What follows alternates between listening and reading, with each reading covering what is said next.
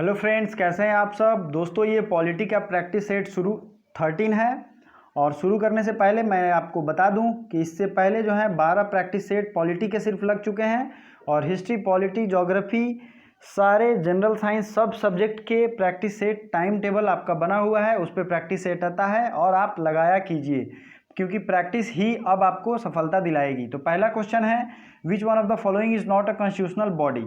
निम्न में से कौन संवैधानिक बॉडी नहीं है?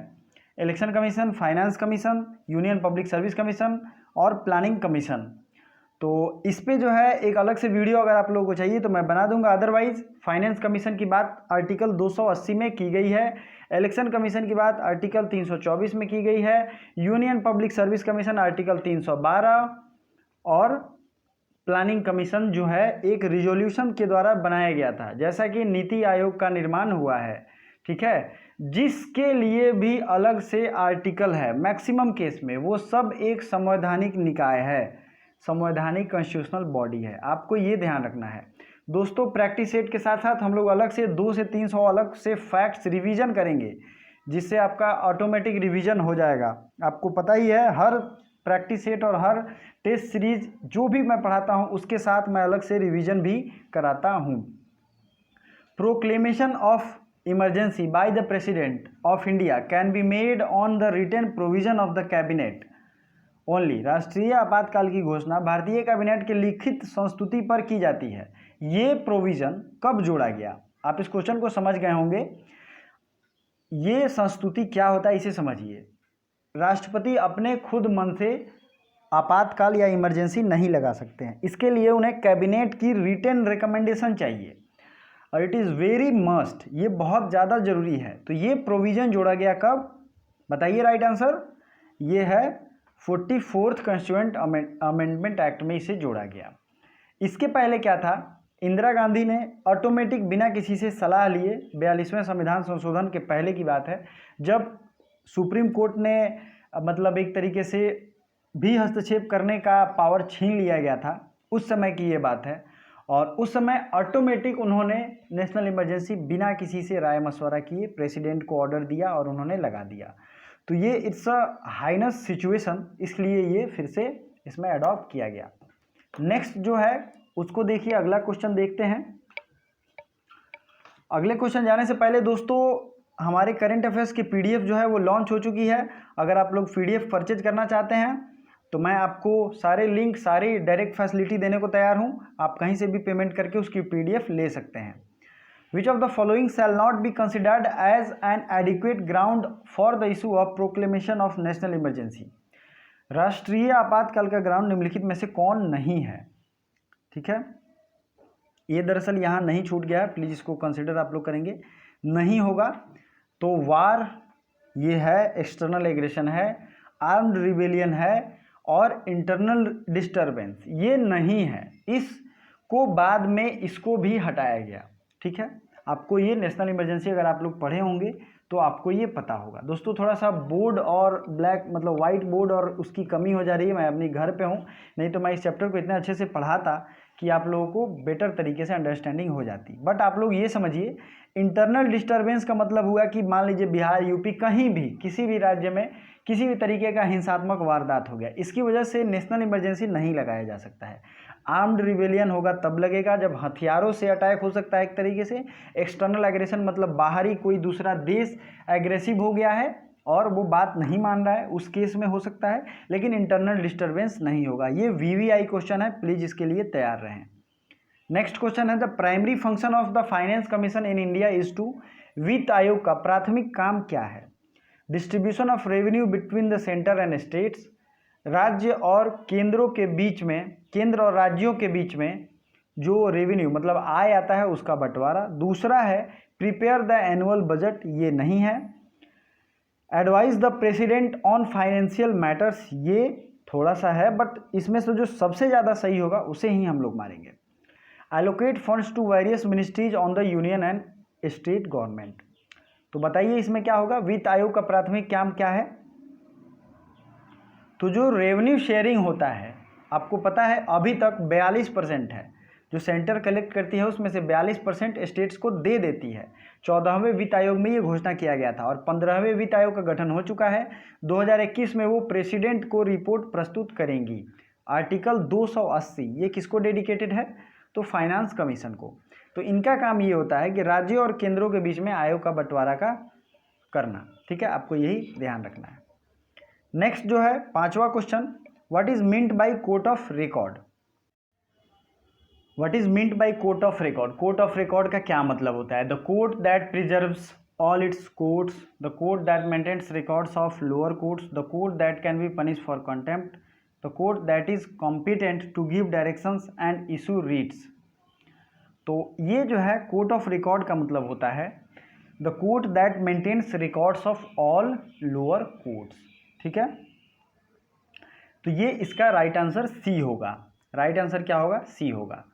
दोस्तों बहुत लोग कंप्लेन कर रहे हैं कि सर हमारी पीडीएफ नहीं डाउनलोड हुई है, और भी तरीके की आपको हर तरीके के प्लेटफॉर्म मैंने सुविधा दिया है, और जिनको डायरेक्ट पेमेंट करके गूगल पे या फ़ोन पे लेना है वो मेरी फेसबुक आईडी अमित सिंह आर्या से संपर्क कर सकते हैं। मैं डायरेक्टली उन्हें अपना गूगल पे नंबर दे देता हूं और वो डायरेक्टली मुझे उस पर पे करके स्क्रीनशॉट भेजेंगे, मैं उन्हें भेज दे रहा हूं। लगभग 20 से 30 लड़कों को मैं भेज चुका हूं, मतलब बॉयज़ एंड गर्ल्स दोनों को। तो आप लोगों को घबराने की ज़रूरत नहीं है। आप ये मेरी आईडी है और यही ओरिजिनल आईडी है, फेक आईडी के चक्कर में नहीं पड़ेंगे। ठीक है, आप इस पर कांटेक्ट करेंगे, मैंने कई लोगों को फैसिलिटेट कर दिया है। नेक्स्ट क्वेश्चन देख लेते हैं। Beside the its permanent seat at Delhi the supreme court can also meet at. Supreme court की और सीट कहाँ से हो सकती है दिल्ली के अलावे? Any other metropolitan city, any other major city, any other places as decided by chief justice of India in consultation with president, any other union territory. तो आपको इसमें सही आंसर क्या लग रहा है? सही आंसर है सी। जहां भी chief justice of India president से कंसल्ट करके जगह डिसाइड करेंगे वो सुप्रीम कोर्ट के अलावे जगह हो सकता है। ठीक है, उसकी एक सीट हो सकती है, पीठ हो सकती है हिंदी में अगर बात करें तो। Judicial review function of the supreme court means the power to. न्यायिक पुनरावलोकन का क्या तात्पर्य है? Review its own judgment, review the functioning of the judiciary, examine the constitutional validity of the law, undertake periodic review of constitution. देखिए ये थोड़ा सा बड़ा कॉम्प्लेक्स टाइप आपको लग रहा होगा। जुडिशियल रिव्यू दरअसल ये होता है, इसका अगर प्राइमरी देखेंगे तो रिव्यू इट्स ओन जजमेंट ही होगा। जुडिशियल रिव्यू यहाँ पे ये होता है, लेकिन अगर ब्रॉड सेंस में देखेंगे तो ये किसी भी एक्ट को, लॉज को, बायलॉज जो भी होते हैं सबका कॉन्स्टिट्यूशनलिटी चेक करता है, मतलब देखता है कि ये कॉन्स्टिट्यूशन के अकॉर्डिंग है कि नहीं है। नेक्स्ट है विच of the following is true about supreme court. Supreme court के बारे में क्या सही है? ठीक है, it has only the appellate jurisdiction, it has the highest federal court of India, it does not have the original jurisdiction, it can amend the constitution. तो आपको इन सब में से ये देखना है कि सही कौन है। ओनली एपिलेट जुरिस्डिक्शन ये गलत है। It is the highest federal court of India ये सही है। It does not have original jurisdiction ये गलत है। जुरिस्डिक्शन मतलब होता है न्यायिक क्षेत्र। और it can amend the constitution ये गलत है। ये सिर्फ पार्लियामेंट को पावर होता है कि संविधान में या कॉन्स्टिट्यूशन में सुधार कर सके। तो इसका राइट आंसर होगा B. B is the right answer. Salaries of the जज of the supreme court are drawn from the SC के जज की सैलरी कैसे दी जाती है? Grants in aid, contingency fund, consolidated fund, public accounts. Supreme court के जज की सैलरी बताइए कहाँ से दी जाती है? कंसोलिडेटेड फंड ऑफ इंडिया से दी जाती है। और इस कंसोलिडेटेड फंड ऑफ इंडिया की चेकिंग कौन करता है एक तरीके से? तो ये होते हैं कंट्रोलर एंड ऑडिटर जनरल, हमारे कैग। कैग अभी हमारे कौन हैं आप कमेंट करके बता सकते हैं।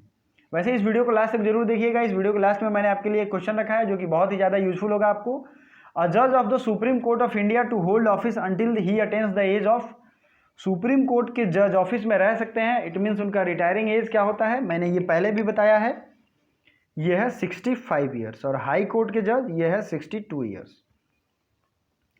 Which of the following is covered under the original jurisdiction of the Supreme Court? Disputes relating to civil matters, disputes relating to criminal cases involving murder,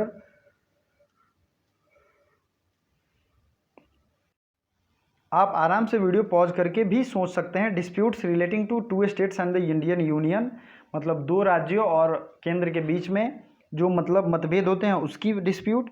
disputes between citizens from the different states. तो आपको इसमें सबसे ज़्यादा जो सही लग रहा है वही राइट आंसर होगा, ये है सी। ठीक है, अगला है the chief justice and other जजेज of supreme court can be removed from their office by an order of the president after.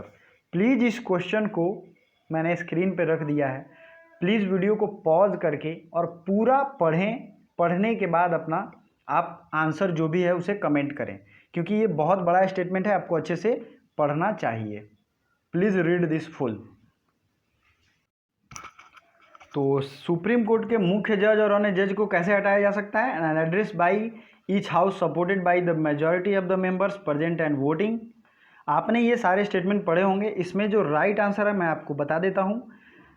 Address by each house appointed by a majority of the total membership of that house and not less than 23rd of the members present and voting has been presented to the president.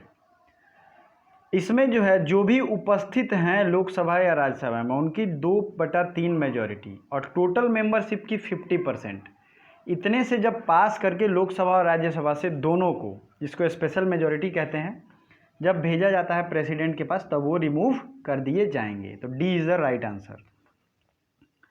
चलिए next question देखते हैं। ए जज of supreme court can be removed from the office only on the grounds of. Ground क्या क्या होता है, किस base पे, किस आधार पे उन्हें हटाया जा सकता है? तो इसमें दो वर्ड मैं बताऊंगा, ये milestone of the removal of the office of the supreme court. तो ये दोनों हैं प्रूव्ड मिसबिहेवियर और इनकैपेसिटी। प्रूव्ड मिसबिहेवियर और इनकैपेसिटी के बेस पे इन्हें हटाया जा सकता है। नेक्स्ट है the supreme court was setup under. Supreme court की स्थापना कब हुई थी, किस एक्ट के तहत? तो ये है, आपको मैंने ये पहले ही बताया है, रेगुलेटिंग एक्ट 1773 के अंतर्गत हुई थी। इसकी जो पीठ थी वो कोलकाता थी और उसमें 4 जज हुआ करते थे, एक चीफ जस्टिस और 3 जो थे अन्य जज, एक तरीके से लोअर जज कह सकते हैं। 4 जज हुआ करते थे। विच जज of supreme court was unsuccessfully sought to be impeached. ये आपको नाम याद होना चाहिए।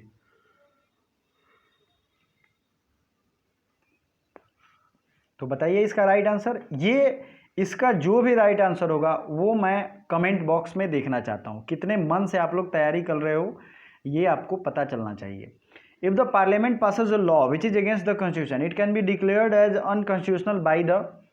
पार्लियामेंट किसी ऐसे लॉ को पास कर देती है जो कि गैर संवैधानिक है, मतलब संविधान में उसका वर्णन नहीं है, वैसा लॉ नहीं बनाया जा सकता, तो इसको अनकॉन्स्टिट्यूशनल, गैर संवैधानिक कौन डिक्लेयर करता है? तो ये जो है सुप्रीम कोर्ट डिक्लेयर करती है। लेकिन यहाँ पे सबसे करेक्ट आंसर सुप्रीम कोर्ट होगा, लेकिन इसे high court, bench of high court जजेस के पास भी पावर होता है, बट मेनली सुप्रीम कोर्ट ही करती है। ठीक है, हाई कोर्ट के जज को भी रीट के थ्रू वो कैंसिल कर सकती है, लेकिन क्या होता है ऐसे मामलों में सुप्रीम कोर्ट हस्तक्षेप कर देती है। A civil case becomes a fit case for appeal to the supreme court if. Civil case में बात हो रही है जो सुप्रीम कोर्ट में जाता है उसके लिए। It involves a point of constitutional law. The high court certifies that it involves a point of law and needs interpretation of the constitution. It involves a sum of money over 10,000. The case had come to high court under appeal from a subordinate court. इसका जो भी right answer होगा 16 और 17 का, sorry 15 और 17 का, आप लोग मुझे कमेंट करो, मैं देखना चाहता हूँ। द जज of the supreme court are appointed. Supreme court के जज की अपॉइंटमेंट कैसे होती है? By the president, by the president in consultation with the chief justice of India. Next क्या है? by the president in consultation with the chief justice of India and out of judges of the supreme court and high courts he may deem necessary for the purpose. by the president in consultation with prime minister. तो supreme court के अन्य जजेज की नियुक्ति की बात हो रही है, तो ये किया जाता है चीफ जस्टिस के मतलब एक तरीके से कंसल्टेशन से। तो B is the correct right answer. ये कितना कंफ्यूज करने वाला है, जो लोग भी इसको लास्ट तक देखेंगे उनका सुप्रीम कोर्ट मैक्सिमम क्वेश्चन हो जाएगा। नेक्स्ट क्वेश्चन है, which article of the constitution permits the supreme court to review its own judgment और ऑर्डर। ये मोस्ट वीवीआई क्वेश्चन है, बताइए इसका राइट आंसर। तो इसका राइट आंसर होगा 137। 137 article says 137 review of judgments और orders by the supreme Court. ठीक है, तो ये पावर है आर्टिकल 137 में। आर्टिकल 38 138 देख लीजिए, enlargement of the jurisdiction of supreme court. Article 138 कहता है enlargement of the jurisdiction of supreme court. Article 139 जो है ये कहता है conferment of the supreme court of powers to issue certain writs. ये सर्टेन रीट्स को एक तरीके से ये प्रोवाइड करता है रीट्स के मामले में। और आर्टिकल 140 जो है ancillary power of the supreme court, supreme court के अन्य जो पावर हैं उसके बारे में बात किया गया है। दोस्तों कमेंट करके जरूर बताइए ये आपको कैसा लगा। Who is the custodian of the Indian constitution. Indian constitution का कस्टोडियन कौन है, तो ये हैं president, parliament, court of council of minister या सुप्रीम कोर्ट। तो ये है सुप्रीम कोर्ट। दोस्तों अगर आपको करंट अफेयर्स की पीडीएफ परचेज करनी है, क्योंकि वो आपके लगभग 20 दिन की तैयारी बचा देगी और सितंबर मंथ से अभी तक के सारे उसमें कंपाइल हैं, तो प्लीज़ इस जो भी आप यहाँ देख रहे हैं अमित सिंह आर्या, इस पर मुझे डायरेक्ट पेमेंट करके ले सकते हैं। और एक और ऑप्शन है टेलीग्राम या हर जगह लिंक प्रोवाइड किया गया है, उस लिंक पे भी पे करके डाउनलोड कर सकते हैं। So thank you so much.